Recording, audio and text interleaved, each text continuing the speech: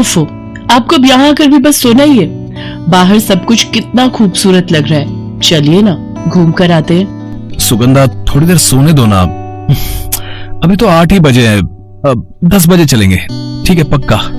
ये है सुगंधा और कुणाल, जो इस खूबसूरत से हिल स्टेशन पर घूमने आए हैं। कुणाल की टूर जॉब है तो उसे घूमने फिरने में ज्यादा इंटरेस्ट नहीं है, लेकिन सुगंधा तो पहली बार घर से इतनी दूर आई थी तो उसका मन तो होटल के अंदर लग ही नहीं रहा था। अब क्या करूं, ये तो उठ ही नहीं रहे और मैं यहाँ बोर हो रही हूँ। चलो बाहर जाकर चाय ही पी लेती हूँ। सुनो, ये रूम सर्विस से भी कोई फोन क्यों नहीं उठा रहा? मैडम जी, वो सब तो 11 बजे तक आएंगे। वैसे आपको कुछ चाहिए तो मुझे बताइए। नहीं, बस खाली थी तो सोचा चाय ही पी लूं। आप 2 मिनट रुकिए मैडम जी, मैं बस अभी चाय बना कर लाई। अरे वाह, चाय तो बहुत ही बढ़िया बनाई तुमने। नाम क्या है तुम्हारा? शुक्रिया मैडम जी, मेरा नाम राधा है। वैसे आप अगर बोर हो रही हैं तो कहीं घूम आइए ना, यहाँ तो बहुत सारी जगह है घूमने के लिए। हाँ, घूमना तो है, लेकिन मेरे हस्बैंड अभी सो रहे हैं। मैडम जी, आप बिल्कुल भी चिंता मत कीजिए, मैं बस यहाँ का सारा काम निपटा दूं, फिर आप मेरे साथ चलना घूमने। क्या, तुम्हारे साथ? लेकिन मेरे हस्बैंड? आप उनसे पूछ लीजिए, अगर वो हाँ कहें तो चलिए, वरना रहने दीजिए। ठीक है, मैं उनसे पूछ कर तुम्हें बताती हूँ। अब नहीं, रुको, मैं चलता हूँ तुम्हारे साथ, ऐसे अकेले किसी के साथ नहीं जाना। तो फिर जल्दी चलिए, राधा का काम बस होने ही वाला होगा। कुणाल और सुगंधा राधा के साथ घूमने निकल गए। राधा ने उन्हें कई जगह घुमाई। पूरा दिन कैसे निकल गया ये पता ही नहीं चला। अरे बस करो यार, मैं अब और नहीं चल सकता। अब मैं टैक्सी बुला रहा हूँ, वापस होटल चलते हैं। और राधा, तुम्हें कहाँ छोड़ना है? कहीं नहीं साहब, यहाँ से मेरा घर थोड़ा ही दूर है, मैं चली जाऊंगी। नहीं राधा, हम तुम्हें तुम्हारे घर तक छोड़ेंगे, तुम चलो हमारे साथ। कुछ ही देर में टैक्सी आ गई और वो तीनों सबसे पहले राधा के घर की तरफ चल गए। बस मैडम जी, गाड़ी रुकवा दीजिए। अरे पर तुम्हारा घर कहाँ है? वो तो रहा, वो सामने। राधा ने जिस तरफ इशारा किया था वहाँ बस एक टूटा फूटा छप्पर था, जिसके नीचे एक बूढ़ी औरत टूटी खाट पर लेटी हुई थी। पास में एक मिट्टी का चूल्हा और कुछ पुराने बर्तन भी थे। तुम यहाँ रहती हो राधा? बस मैडम जी, जो है यही है। और ये अम्मा कौन है? ये मेरी दादी है, बस मेरे लिए ये है और इनके लिए मैं हूँ। अच्छा, तो अब मैं चलती हूँ। राधा को वहीं छोड़कर कुणाल और सुगंधा वापस होटल तो आ गए, लेकिन सुगंधा के मन में अभी भी राधा का ही ख्याल घूम रहा था। राधा को देखकर एक बार भी नहीं लगा कि इतनी मुश्किलों में जी रही है। सच में कमाल की है वो। हाँ वो तो है। अब तुम ऐसा करो, रोज उसके साथ कहीं घुमाया करो। वो क्या है कि ऑफिस का एक प्रोजेक्ट निकल आया यहाँ, तो मुझे थोड़ा टाइम वहाँ भी देना पड़ेगा। हम राधा को इसके बदले कुछ पैसे भी दे देंगे। ठीक है, इस बहाने उस बेचारी की कुछ मदद भी हो जाएगी। राधा को भी सुगंधा को घुमाने में कोई परेशानी नहीं थी और सुगंधा को भी राधा का साथ पसंद था। साथ ही राधा के पास एक और चीज थी जो सुगंधा को बहुत पसंद आ गई थी। राधा, एक बात बताओ, तुमने अपना ये बैग कहाँ से खरीदा?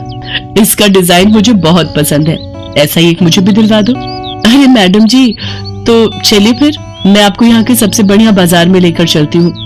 वहाँ एक से बढ़कर एक लेडीज बैग मिलेंगे आपको। अच्छा, अच्छी बात है, तो फिर चलो। राधा सुगंधा को बाजार लेकर गई, जहाँ लेडीज बैग्स की कई सारी दुकानें थी। सुगंधा ने लगभग हर दुकान में जाकर बैग्स देखे, लेकिन कहीं से कुछ नहीं खरीदा। नहीं राधा, इनमें भी वो बात नहीं है, मुझे तो तुम्हारा ही बैग भाग गया है। तुम मुझे वहीं ले चलो ना जहाँ से तुमने इसे खरीदा था। मैडम जी, वो मैंने इसे कहीं से खरीदा नहीं है, बल्कि इसे खुद ही बनाया है। क्या क्या बात कर रही हो राधा? क्या सच में ये बैग तुमने बनाया है? पर कैसे? मेरी माँ मुझे जन्म देते ही गुजर गई थी, उसे कभी देखा भी नहीं, लेकिन दादी ने मेरी माँ की एक चुन्नी दी थी मुझे। मैं उस चुन्नी को हमेशा अपने पास रखना चाहती थी, इसीलिए मैंने उसका ये बैग बना लिया। पर तुमने इसकी सिलाई कैसे की? तुमने ये काम कहीं सीखा है क्या? अपनी दादी से सीखा है मैडम जी। कई साल पहले मेरे बाबा की इसी बाजार में एक लेडीज बैग की दुकान थी। मेरी दादी बैग सिला करती थी और मेरे बाबा उन्हें बेचा करते थे, लेकिन फिर एक दिन दुकान में आग लग गई और सब कुछ खत्म हो गया। मेरे बाबा नहीं रहे और दादी बिस्तर पर आ गई। वो तो अच्छा हुआ कि होटल वालों ने मुझे काम दे दिया, वरना पता नहीं क्या होता। अपनी आप बीती सुनाते हुए राधा की आंखें नम थी, लेकिन सुगंधा की आंखों में चमक थी। बस राधा, अब उदास मत हो, तुम्हें अंदाजा भी नहीं है कि तुम में क्या हुनर है। मैं सच कह रही हूँ, तुम्हारे इस बैग को कोई भी ग्राहक खुशी खुशी खरीदना चाहेगा। तुम ऐसा करो, ये होटल का काम छोड़ो और ऐसे ही अच्छे अच्छे लेडीज बैग बनाकर बेचो, फिर देखना सब कुछ कैसे बदलता है। मैडम जी, ये ख्याल तो न जाने कब से है मेरे मन में, लेकिन ये सब इतना आसान नहीं है। ये बैग तो इसलिए बन गया क्योंकि माँ की चुनरी थी मेरे पास। सिर्फ एक धागा और सुई ही खरीदनी पड़ी मुझे, लेकिन इससे आगे कुछ कर पाने की मेरी हैसियत नहीं है। होटल में काम करके भी सिर्फ 2 वक्त का खाना ही बना पाती हूँ, इससे ज्यादा कुछ कर पाने की गुंजाइश ही नहीं है मैडम जी। सुगंधा ने उस वक्त तो राधा से कुछ नहीं कहा, लेकिन वो मनी मन राधा की मदद करने की ठान चुकी थी। होटल लौटने के बाद सुगंधा ने कुणाल को सब कुछ बता दिया और फिर उम्मीद भरी नजरों से कुणाल की तरफ देखने लगी। देखो सुगंधा, तुम जो सोच रही हो वो गलत नहीं है, लेकिन फिर भी राधा से मिले हुए हमें अभी कुछ ही दिन हुए हैं, तो क्या हुआ? इतने कम वक्त में ही मैंने उसे बहुत अच्छे से जान लिया है। मुझे पूरा भरोसा है कि अगर उसे थोड़ी सी भी मदद मिल जाए तो वो बहुत कुछ कर सकती है। उसमें हुनर भी है और वो मेहनत करना भी जानती है। ठीक है, लेकिन मैं सिर्फ 5,000 ही दे सकता हूँ, इससे ज्यादा नहीं। इससे ज्यादा चाहिए भी नहीं। कुणाल से पैसे लेकर सुगंधा ने वो पैसे राधा को नहीं दिए, क्योंकि वो जानती थी कि राधा को सिर्फ पैसे नहीं चाहिए थे।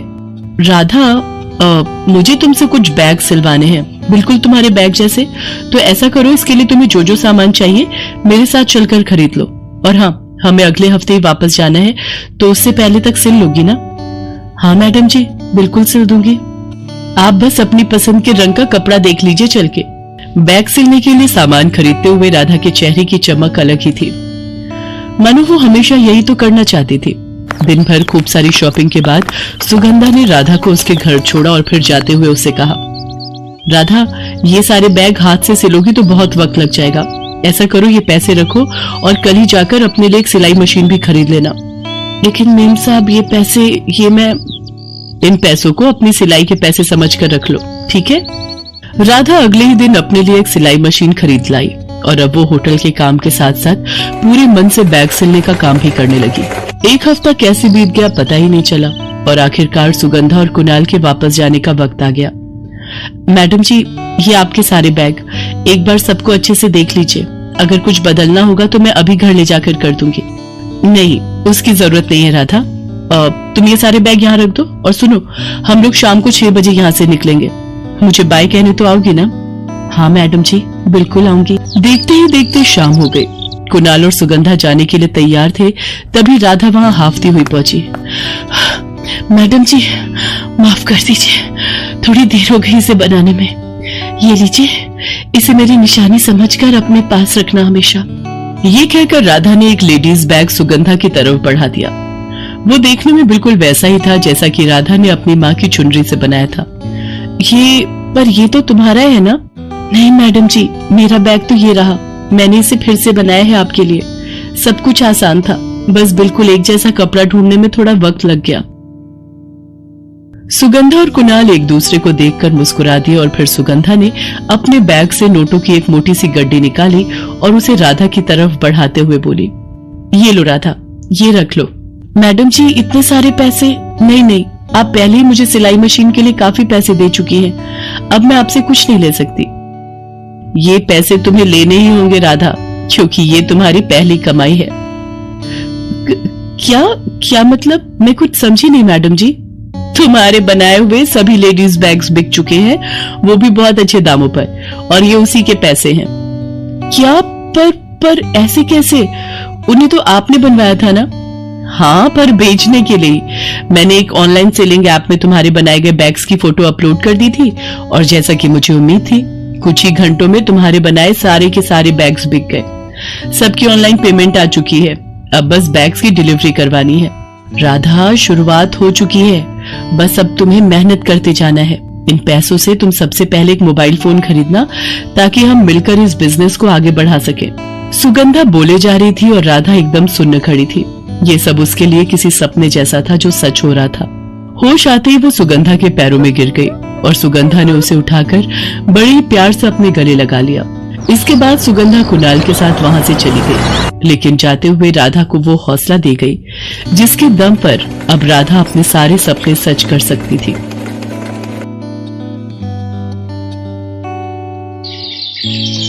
नंदिनी रोजाना सुबह जल्दी उठ जाती, पूरे घर की झाड़ू लगाती, बर्तन झाड़ू पोछा करती। सुबह की चाय रोटी के बाद जो सबसे जरूरी काम था वो था जंगल से फूल चुनकर लाना और उन फूलों से माला बनाकर बेचना। दरअसल नंदिनी के माता पिता बचपन में ही गुजर गए थे और बचपन से ही वो अपने चाचा चाची के साथ रहती थी। उसके चाचा चाची दोनों कोई काम नहीं करते थे, बल्कि नंदिनी जिन फूलों की माला बनाकर बेचती उसी से ही घर चल रहा था। कितना समय लगा दिया तूने आने में? फूल तोड़ने गई थी या बगीचा बनाने? चाची, पास के जंगल में फूल खत्म होते जा रहे हैं, इसलिए तोड़कर लाने में समय लग जाता है। ममता, ये सब इसके बहाने हैं। दिन ब दिन काम चोर होती जा रही है ये नंदिनी। अब देख ले तुझे इससे कैसे काम निकलवाना है। मैं तब तक पुलकित को बाजार घुमा कर आता हूँ। चलो पुलकित बेटा, चलो।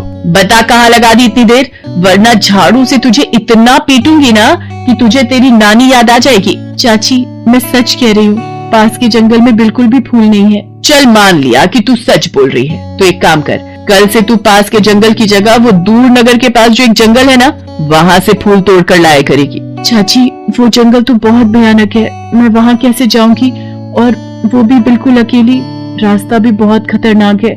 मैंने सुना है वहाँ पर बहुत सारे जंगली जानवर होते हैं। शादी लायक तेरी उम्र हो गई और तू बच्चों सी बातें कर रही है। इतना भी खतरनाक जंगल नहीं है जो तू इतना डर रही है। चुपचाप कल से फूल तोड़ने तू उसी जंगल में जाएगी। बेचारी नंदिनी चाची के कहने पर अब गांव से दूर बने प्रताप नगर के पास वाले जंगल में फूल तोड़ने जाने लगी।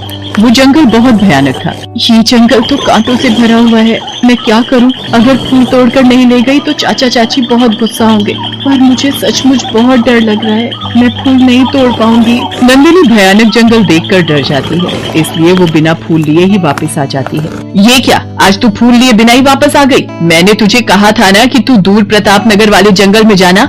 मुझे तो लगता है तू यहीं पास में होकर आ गई है। नहीं चाची, मैं गई थी प्रताप नगर वाले जंगल में, पर जंगल बहुत डरावना है, इसलिए मैं वापस आ गई।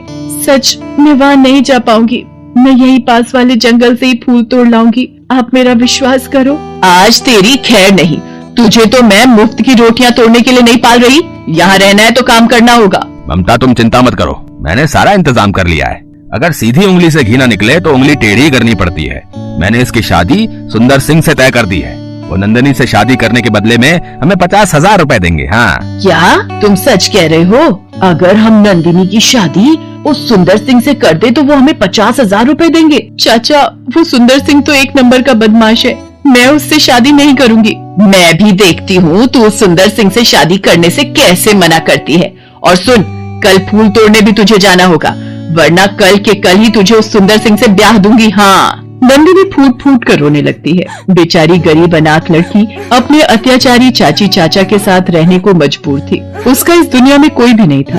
अगले दिन नंदिनी हे भगवान, मेरी मदद करो, मुझे इस जंगल में बहुत डर लग रहा है, मुझे हिम्मत दो।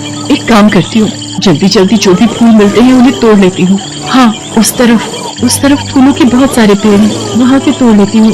ये पे, इस पर बहुत सारे फूल हैं। रुको बहन, रुको, ये फूल मत तोड़ो, मेरे ऊपर मेहरबानी करो, मैं और मेरे बच्चे इन फूलों का रस पीकर ही जिंदा हैं। हम इन फूलों के अलावा दूसरे फूलों का रस नहीं पी सकते। अगर तुमने इस पेड़ के फूल तोड़ लिए तो मैं और मेरा पूरा परिवार मर जाएंगे। अब मैं क्या करूं? मुझे तो बहुत सारे फूल तोड़ कर ले जाने थे। ठीक है, मैं इस पेड़ के फूल नहीं तोड़ूंगी, तुम अपने परिवार के साथ यहाँ पर खुशी से रह सकती हो। धन्यवाद बेटी, पर तुम बहुत उदास दिखाई देती हो, मुझे अपनी दुविधा कहो, शायद मैं तुम्हारी कुछ मदद कर सकूं। नंदिनी ने रोते हुए अपनी सारी दुख भरी कहानी उस तितली को बताई। घबराओ नहीं नंदिनी, तुम बहुत दयालु हो, तुमने मेरी मदद की है। देखना, अब तुम्हारे जीवन के सारे दुख दूर हो जाएंगे। मैं तुम्हें ये जादुई फूल देती हूँ, इसे तुम अपने पास रखो, ये फूल तुम्हारी कहीं हर बात मानेगा। नंदिनी घर की ओर वापस आने लगती है, तभी रास्ते में प्रताप नगर के सिपाही मिलते हैं। सुनो सुनो, सभी ध्यान से सुनो। महाराज भान सिंह के पुत्र कुंवर वीर सिंह की तबीयत में कोई भी सुधार नहीं आया है। दूर दूर से वैद्य और हकीम भी बुलाए जा चुके हैं, पर कोई भी इलाज कुंवर वीर सिंह को ठीक नहीं कर पाया है। महाराज भान सिंह का आदेश है, जो कोई भी कुंवर वीर सिंह को ठीक करेगा उसे महाराज की ओर से मुंह मांगा इनाम दिया जाएगा। महाराज मान सिंह इस वक्त अपने पुत्र की तबीयत को लेकर बहुत चिंतित हैं। सिपाही जी, क्या मैं महाराज से मिल सकती हूँ? उनके पुत्र को शायद मैं ठीक कर सकती हूँ। सिपाही नंदिनी को राजमहल में लेकर जाते हैं। महाराज, ये लड़की कहती है कि इसके पास कुंवर वीर सिंह की बीमारी का इलाज है। क्या अब तुम सच कह रही हो? तुम्हारे पास मेरे पुत्र की बीमारी का इलाज है? क्या तुम मेरे पुत्र को ठीक कर सकती हो? महाराज, मैं आपके पुत्र को देखना चाहती हूँ। मेरा पुत्र पिछले 5 वर्षों से सोया हुआ है। दुनिया में सारी औषधि, जड़ी बूटियों का लेप लगाकर देख लिया, सब कुछ देख कर लिया, पर कोई औषधि काम नहीं आई। अगर तुम हमारे पुत्र को ठीक कर दो तो हम तुम्हें मुंह मांगा इनाम देंगे। महाराज, अगर आपको कोई आपत्ति ना हो तो मैं कुछ देर के लिए एकांत चाहती हूँ। हाँ पुत्री, हम कक्ष के बाहर चले जाते हैं। तुम इत्मीनान से हमारे पुत्र को देख सकती हो। महाराज मानसिंह और सिपाही कक्ष से बाहर चले जाते हैं। नंदिनी तितली का दिया हुआ जादुई फूल अपने हाथ में लेती है। जादुई फूल, मेरी इच्छा है कि तुम्हारे स्पर्श से कुंवर वीर सिंह निद्रा से उठकर आंखें खोल लें। नंदिनी जैसे ही कुंवर वीर सिंह की आंखों पर जादुई फूल से स्पर्श करती है, कुंवर वीर सिंह अपनी आंखें खोल लेता है और उठकर बैठ जाता है। तुम कौन हो और मेरे कक्ष में क्या कर रही हो? पिताश्री महाराज, ये लड़की कौन है? हमारे पुत्र कुंवर वीर सिंह की आवाज।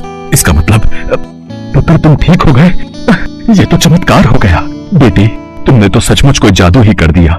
मेरे पुत्र को कोई भी ठीक नहीं कर सका और तुमने कुछ ही पलों में मेरे पुत्र को ठीक कर दिया। पिताश्री महाराज, मुझे ऐसा लगा कि मैं किसी गहरी निद्रा से जागा हूँ। महाराज भान सिंह कुंवर वीर सिंह को नंदिनी के बारे में बताते हैं। जब कुंवर वीर सिंह को नंदिनी के बारे में पता चलता है कि नंदिनी ने ही कुंवर वीर सिंह को ठीक किया है, तो कुंवर वीर सिंह के मन में नंदिनी के प्रति प्रेम आ जाता है। पिताश्री महाराज, यदि आप आज्ञा दें तो मैं नंदिनी से विवाह करना चाहता हूँ। नंदिनी ने मेरे जीवन की रक्षा की है। तुम सही कह रहे हो पुत्र, मैं भी चाहता हूँ कि नंदिनी तुम्हारी जीवन संगिनी बने। नंदिनी, हमें अपने माता पिता के बारे में बताओ ताकि हम तुम्हारे और कुंवर वीर सिंह के विवाह की बात उनसे कर सके। महाराज भान सिंह की बात सुनकर नंदिनी की आंखों में आंसू आ जाते हैं और वो अपने जीवन की कड़वी सच्चाई महाराज भान सिंह और कुंवर वीर सिंह को बताती है। महाराज भान सिंह नंदिनी के चाचा चाची को महल बुलवाते हैं। तुम दोनों को ये जानकर हैरानी होगी कि नंदिनी पर अब तुम दोनों अत्याचार नहीं कर सकते। नंदिनी हमारी पुत्र वधू बनने जा रही है।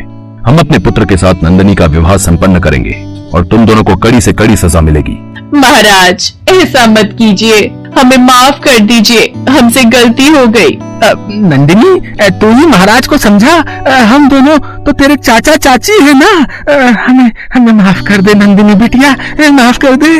महाराज, मेरे चाचा चाची को छोड़ दीजिए, मुझे इनसे कोई बदला नहीं लेना। मुझे आपके रूप में पिता और वीर सिंह जी के रूप में पति मिल गए। मुझे और कुछ नहीं चाहिए। मुझे भगवान ने सब कुछ दे दिया। नंदिनी के कहने पर महाराज भान सिंह उसके चाचा चाची को माफ कर देते हैं। नंदिनी की किस्मत बदल जाती है। कल तक नंदिनी एक गरीब फूल वाली थी, पर आज अपने अच्छे कर्मों के कारण वो एक राजघराने की बहू बन जाती। Thanks for watching